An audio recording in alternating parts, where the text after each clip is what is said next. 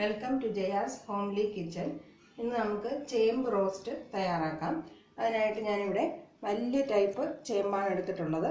3 എണ്ണം എടുത്തിട്ടുണ്ട്. വലിയ 3 ചേമ്പ് ഓരോന്ന് 2 പീസായിട്ട് കട്ട് ചെയ്ത് നന്നായിട്ട് 3-4 വെള്ളത്തിൽ കഴുകി വെച്ചിട്ടുണ്ട്.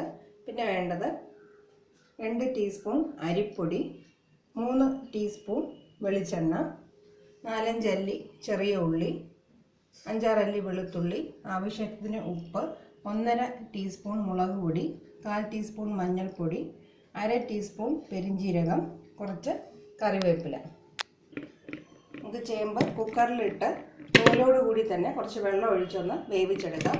ഒരുപാട് വേവിച്ച് കുഴയ്ക്കേണ്ട, അത്യാവശ്യം ഒന്ന് വെന്ത് കിട്ടിയാൽ മതി. വെള്ളവും ചേർത്ത് നമുക്കിതിനെ വേവിച്ചെടുക്കാം.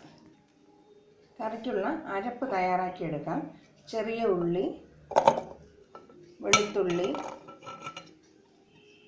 ഉപ്പ്, മുളക് പൊടി, മഞ്ഞൾപ്പൊടി, പെരിഞ്ജീരകം, കറിവേപ്പില എല്ലാം ചേർത്ത് വെള്ളം ഒഴിക്കാതെ നമുക്ക് സ്മൂത്തായിട്ട് ഒരു പേസ്റ്റ് പോലെ അരച്ചെടുക്കാം. അരപ്പ് നന്നായിട്ട് അരച്ചെടുത്തിട്ടുണ്ട്. ചേമ്പ് 3 വിസിൽ വെച്ച് വേവിച്ചിട്ടുണ്ട്. നമുക്ക് കാണുമ്പോൾ തന്നെ അറിയാം ഒരുപാട് വെന്ത് കുഴഞ്ഞിട്ടില്ല, എന്നാൽ അകത്ത് കുറച്ച് സോഫ്റ്റ് ആയിട്ടുണ്ട്.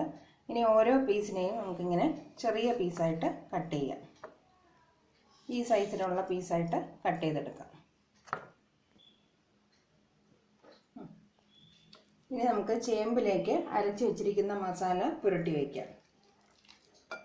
ഈ മസാല ഏകദേശം ഒരു 10-15 മിനിറ്റോളം പുരട്ടി വെച്ചേക്കാം. ചേമ്പിൽ നന്നായിട്ട് മസാലയെല്ലാം തേച്ച് പിടിപ്പിക്കാം. ഇത് ഒരു 15 മിനിറ്റ് ഇരുന്നാൽ ഈ ചേമ്പിനകത്ത് എരിവും ഉപ്പും എല്ലാം പിടിച്ച് കിട്ടത്തുള്ളൂ. കുറച്ചും കൂടെ ടേസ്റ്റ് കിട്ടാൻ വേണ്ടിയിട്ടാണ്. 15 മിനിറ്റ് കഴിഞ്ഞിട്ട് നമുക്ക് കറി തയ്യാറാക്കാം. 15 മിനിറ്റ് സമയം മസാല പുരട്ടി വെച്ചിട്ടുണ്ടായിരുന്നു. ഇനി അതിൻ്റെ കൂടെ അരിമാവും കൂടെ ചേർത്ത് കൊടുക്കാം. അതും ചേമ്പിൻ്റെ കൂടെ നന്നായിട്ട് തേച്ച് പിടിപ്പിക്കാം. നമുക്കിനി ചേമ്പ് റോസ്റ്റ് തയ്യാറാക്കാം. ഒരു പരന്ന ഫ്രൈയിങ് പാനിൽ പാൻ ചൂടാകുമ്പോൾ വെളിച്ചെണ്ണ ഒഴിച്ചു കൊടുക്കാം. എണ്ണ ചൂടാകുമ്പോൾ ചേമ്പ് ഓരോ പീസായിട്ട് അതിനകത്ത് ഇട്ട് കൊടുക്കാം. തിരിച്ച് മറിച്ച് വിട്ട് നന്നായിട്ട് മൊരിയിച്ചെടുക്കണം. ചേമ്പ് കരിഞ്ഞു പോകാതെ പ്രത്യേകം ശ്രദ്ധിക്കുക. ഫ്ലെയിം കൂടുതലാണെങ്കിൽ അഡ്ജസ്റ്റ് ചെയ്ത് കൊടുക്കാവുന്നതാണ്.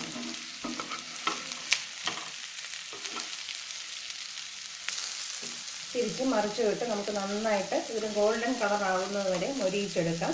ഇടയ്ക്ക് എണ്ണ കുറവാണെന്ന് തോന്നുകയാണെങ്കിൽ കുറച്ചും കൂടെ എണ്ണ ചേർത്ത് കൊടുക്കാം. ഏകദേശം 3-4 മിനിറ്റ് ആയിട്ടുണ്ട്. കുറച്ച് മൊരിഞ്ഞ് വന്നിട്ടുണ്ട്. ഇനി കുറച്ചും കൂടെ നന്നായിട്ട് മൊരിയിച്ചെടുക്കണം. ഒരു 4-5 മിനിറ്റും കൂടെ നമുക്ക് ലോ ഫ്ലെയിമിൽ വെച്ച് ഇത് മൊരിയിച്ചെടുക്കാം. ചേമ്പ് നല്ല ഡ്രൈ ആയിട്ട് റോസ്റ്റായി കിട്ടിയിട്ടുണ്ട്. ഏകദേശം ഒരു 7-8 മിനിറ്റ് വേണം ഇത് മൊത്തത്തിലൊന്ന് റോസ്റ്റ് ചെയ്ത് കിട്ടാനായിട്ട്. ഇനി നമുക്കിത് വിളമ്പുന്ന പാത്രത്തിലേക്ക് മാറ്റാം. വളരെ രുചികരമായ ചേമ്പ് റോസ്റ്റ് തയ്യാറായി കഴിഞ്ഞു. നമുക്ക് ഇടയ്ക്കിടയ്ക്ക് തയ്യാറാക്കാവുന്ന ഒരു കറിയാണിത്. ചോറിൻ്റെ കൂടെ നല്ല കോമ്പിനേഷനുമാണ്. ഇതെല്ലാവരും തീർച്ചയായിട്ടും വീട്ടിൽ പരീക്ഷിക്കുക. Thank you for watching my video.